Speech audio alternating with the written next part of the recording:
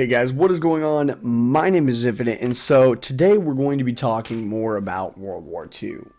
First off, I want to start by saying thank you guys so much for your support. I know you guys really can't see my eyes right now because of the glare from my computer screen. It's really bad, and I need to get a light that goes behind my desk over here so you guys can see me better and I won't have the glare from the actual screens on here. It's the problem. I'm wearing glasses, but if I take them off, then you guys can see me perfectly fine, but I look really weird without my glasses because I don't not wear my glasses anymore. So, and plus I can't see anything without them. I apologize also if I sound a little under the weather. My allergies have been like brutally kicking my butt as of recently, and it's absolutely killer. My cough is bad, so if I cough, I'm gonna turn that way and we'll get on with the video. But today we're gonna be talking about World War II Call of Duty. So we had the reveal this morning. It was a great reveal, or by the time you guys are watching this, it was yesterday. I was trying to gather as much information as I possibly could to wrap it all into this video for you guys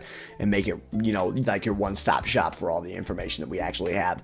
So first, starting off, we're gonna move to the campaign and talk about what that's about, because just a spoiler alert here, there wasn't a lot talked about for multiplayer. There was no gameplay, so I don't have any gameplay to show you, but I do have the trailer to show you, which I'll probably have playing like down here in this section. Just briefly, I'll have the campaign playing when I'm talking about certain things. So whenever I'm talking about something that's related to the campaign, I'll either have it pop up over the screen or I'll have it down here in the corner. So you guys can see what I'm talking about. So first on, we're going to go and talk about the campaign. So the campaign for Call of Duty World War II is based around this kid named Red Daniels. Now, Red Daniels, his name is Ronald Red Daniels, and he's a 19-year-old from Texas. Now, this guy isn't like a trained superhero or a super soldier or anything like that. He is literally a guy who was enlisted in the war and sent to fight. What is key to note here is that in the end of the trailer, Josh Duhamel, which is a confirmed actor, and we'll get to that here in a minute, he says, "Welcome to the bloody first." Welcome to the bloody first. You're a long way from Texas, farm boy. Now, what that means is this is relating back to Call of Duty 2, the big red one. You're back in the 1st Infantry Division, the bloody first, and that's who you are with. So it is you, Private Red Daniels, alongside your best friend, who is played by John Tucker, and his name is Robert Zussman. He is the best friend to Red Daniels and came with him. The tech sergeant is played by Josh Duhamel, who is William Pearson, and then Jeffrey Pierce is playing Joseph Turner, and he is their first lieutenant. So you've got 5 guys that you're all fighting together in this war, and you start out in the time period of 1944 to 1945.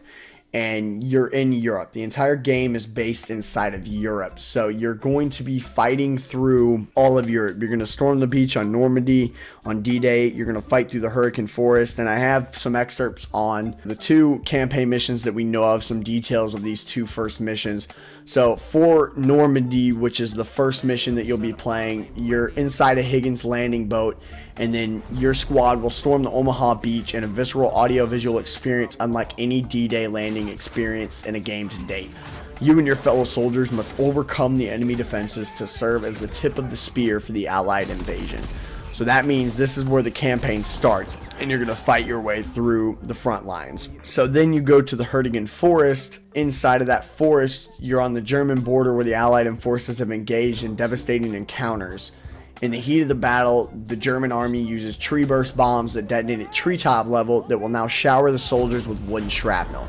When your unit is zeroed in by hostile artillery, the forest explodes around you as debris rains down. And then on top of that, you'll be fighting more through France and Belgium, and then you're going to push towards Germany. Another point to keep in mind is that the campaign will not be featuring auto regeneration of health or auto refill of ammo. You have to ask your medic on your team or the other person in your squad for ammo. In this game, you have to worry about every single bullet. Speaking of like ammo and guns and weapons, I've got a few confirmed weapons for you guys. First up, we've got the MG42, which is the beloved light machine gun from World at War. We've got the grease gun submachine gun. We have the flamethrower, another iconic thing from World at War. The M1 Garand. You've got the iconic, like, you got the STG-44, the M1903, the Thompson. I mean, you've got a lot of different weapons that are going to be in this game. Moving on to the multiplayer side of things, like I said, I can't get enough of the campaign stuff because I'm already excited to play the campaign. What most people want to know about is the multiplayer. So like I said in the beginning, there's not a lot to talk about for multiplayer other than a few aspects. We've got a few. The multiplayer reveal comes at E3 regardless. 4 things to talk about: boots on the ground gameplay,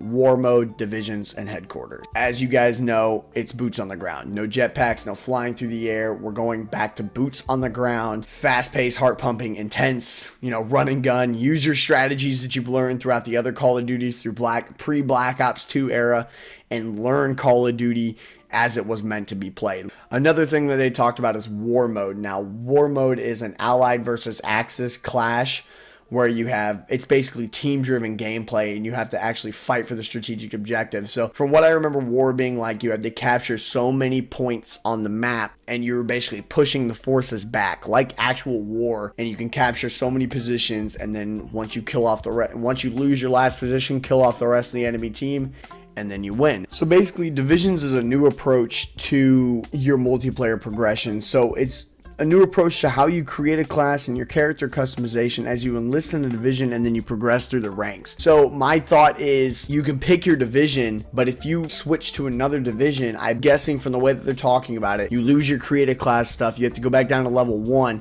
and work your way up through the different divisions. So kind of like prestigious, but you don't stack them. You basically just work through the divisions that you have and level them all the way up. And then finally, we also have Headquarters. Headquarters is actually a social space dedicated to being off the front lines, being off the multiplayer gameplay. Basically paves a way for new multiplayer interaction. It's meant to be a gathering place where you can interact with the community of Call of Duty and you can make more friends that way. And then moving on from that, we have the co-op mode, which, yes, it is coming back. It is Nazi zombies. And that just, those two words put together blows my mind. But I've been waiting for Nazi zombies to return for just so long. It's its own standalone thing. It's its own, storyline that is set during World War II. But basically what they mentioned in the reveal was that it was the back end of the war. They're losing, and then they have to come up with some way to get over this hump, get over this losing streak. So they start throwing science into the mixture.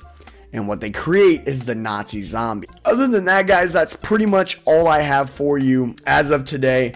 Like I said, you can go and pre-order Call of Duty World War II right now. And if you get to your GameStop early enough, and if you do pre-order Call of Duty World War II fast enough, you get this hat.